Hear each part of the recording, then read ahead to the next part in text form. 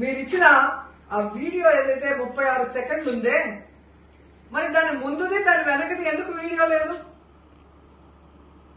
మా సినిమాల్లో సీరియల్లో మనిషి నుంచి ఇలా గోడకెళ్ళి గోడ నుంచి మనిషికి వచ్చే షాట్స్ ఉంటాయి. చాలా అద్భుతంగా వాళ్ళు మిక్స్ అండ్ మ్యాచ్ చేస్తారు.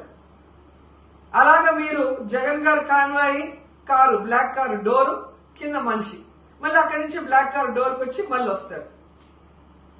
ఇది ఎక్కడైనా జరిగే పనే ఉందా?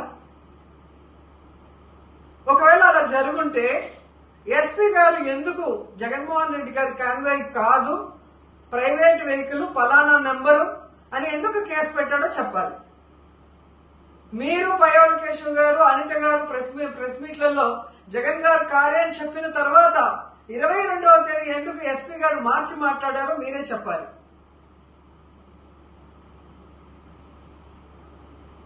ఇలా అయితే చంద్రబాబు నాయుడు గారు భవిష్యత్ రాజకీయాల్లో ఒక ఫ్లైట్ యాక్సిడెంట్ అయితే ఆ ఫ్లైట్ సంబంధించిన మినిస్టర్ని అరెస్ట్ చేయాలి. ఒక ట్రైన్ యాక్సిడెంట్ అయితే దానికి సంబంధించిన మంత్రిని అరెస్ట్ చేయాలి, లేదా దాంట్లో ఉన్న ప్యాసింజర్లు అందరి మీద అరెస్ట్ చేయాలి.